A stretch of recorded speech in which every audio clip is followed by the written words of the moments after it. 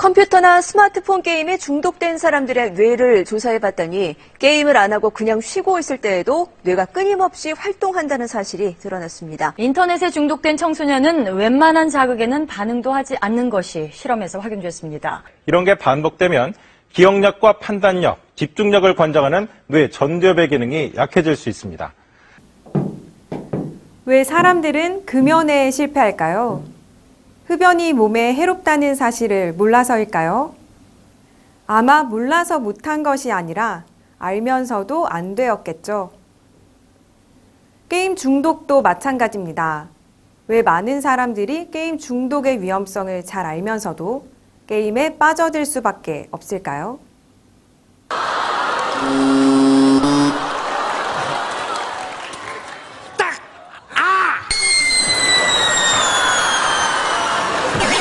고전 아케이드 게임인 너구리에서는 게임 캐릭터가 죽었다고 해서 내가 죽은 것처럼 슬프지 않다.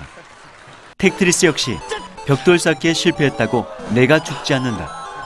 다시 동전을 넣으면 너구리는 부활할 것이고 벽돌을 계속 쌓을 수 있기 때문이다.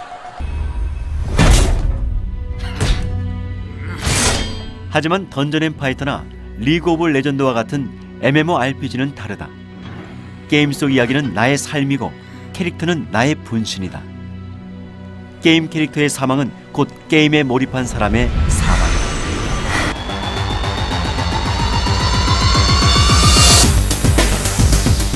우리가 게임 중독의 심각성을 논의할 때의 게임이란 고전적 아케이드 게임이 아니라 인터넷을 통해 대규모 사용자들이 참여하는 MMORPG, 즉 많은 사람들이 동시에 대규모로 접속하여 이용하는 게임을 말한다. MMORPG는 모르는 사람들과 거대한 이야기를 함께 만들어가는 가상체험을 제공한다. 이 게임에 참여한다는 것은 이미 완성된 이야기를 수동적으로 받아들이는 감상이 아니라 자신이 주인공이 되어 직접 이야기를 창작하는 것을 의미한다.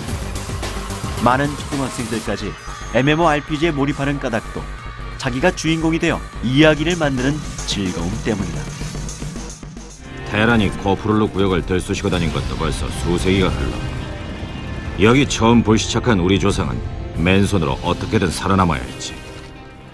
MMORPG 스타크래프트는 세 종족의 배경 이야기를 게임 제작사에서 제공하고 셋 중 하나의 종족을 선택한 게임 이용자가 종족의 운명을 건 싸움을 지휘하는 몰입을 제공한다. MMORPG의 배경 이야기와 주인공 캐릭터는 게임 제작사가 창조하지만 후속 이야기는 엄청난 규모의 게임 이용자들이 참여하여 거대 서사물을 만들어내는 것이다.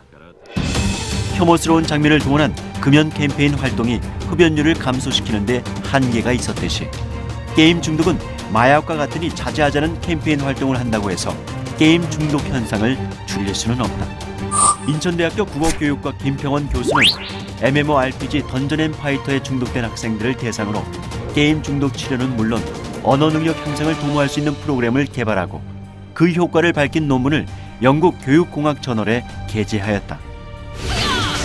MMORPG 던전 앤 파이터는 귀검사, 격투가, 건어, 마법사, 프리스트와 같은 캐릭터들이 팀을 만들어 공동의 적인 강력한 몬스터를 쓰러뜨리는 사냥터 이야기를 만들어가는 구조로 되어 있다. 마침내 새로운 그녀가 찾아오다.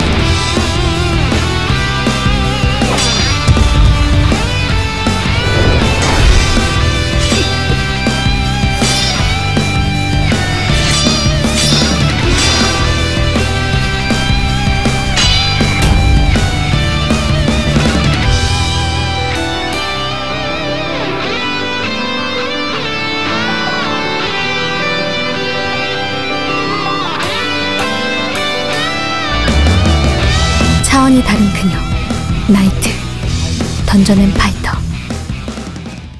던전 앤 파이터는 공공의 적인 몬스터와의 싸움 이야기도 할 수 있지만 팀원들끼리 실력을 겨루며 경쟁하는 또 다른 이야기를 만들어갈 수 있다. 던전 앤 파이터는 강력한 공공의 적과 대항하기 위해 협력하는 관계 속에서도 내부 경쟁을 피할 수 없는 우리 사회 구조를 잘 반영하고 있다. 매일 하루 4시간 이상을 게임에 빠져있는 고등학생. 겉으로 보기엔 각자 게임을 하고 있는 것 같지만 이 학생들은 친구들과 힘을 합쳐 공동의 적인 몬스터와 싸우는 이야기를 만들고 있는 중이다. 즉, 자신이 주인공이 되어 고전 문학의 군담 소설을 쓰고 있는 셈이다.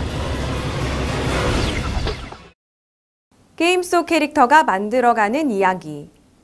현실 속에서는 초라한 학생에 불과하지만 게임 속에서는 세상을 뒤흔드는 영웅이 될 수 있습니다.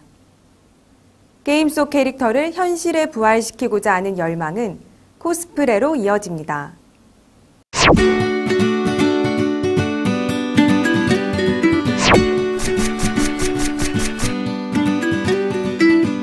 김평원 교수님은 일주일에 2시간씩 모두 21주로 설계된 언어표현 교육 프로그램을 설계하였다. 이 프로그램의 목적은 학생들이 중독된 게임을 활용하여 글쓰기와 발표 능력을 향상시키는 것이다. 프로그램을 시작하기 전 학생들의 글쓰기와 말하기 능력을 평가하였으며 자신들이 중독된 게임 장면을 보여주고 뇌파를 측정하였다. 뇌파 분석은 서울 성모병원 손영민 교수팀이 담당하였다. 사전 검사는 인터넷 게임을 활용한 쓰기 말하기 교육 프로그램의 효과를 검증하기 위한 것으로 사전 사후 뇌파 검사를 통해 게임을 인지하는 뇌의 변화를 살펴보기 위한 것이다. 이 장면은 지금 던전을 클리어하고 있는 장면인데요. 던전을 클리어하고 나서 나오는 클리어보드입니다. 교육 프로그램은 먼저 30분간 게임을 한 후 게임 장면을 녹화한 화면을 재생하면서 자신의 게임 과정을 하나의 이야기로 쓴 후 게임의 주요 장면을 정리한 보드를 활용하여 발표하는 방식으로 운영되었다. 그렇기 때문에 이처럼 이미 끝낸 게임을 재생하면서 되짚어보면서 공부하는 방식은 이미 끝난 바둑을 다시 재현하는 복기와 같다. 네, 지금 흑은 안정을 취하고 백은 몇 집의 실리를 얻는 데 급급했습니다. 교사는 학생들이 쓴 글을 첨삭 지도하고 발표를 평가하여 피드백을 제공하였다. 학생들은 교사로부터 게임 중독과 관련된 어떠한 피드백도 받지 않았다. 단지 게임 이야기를 쓰고 발표하고 피드백하는 과정을 확대 심화했을 뿐이다.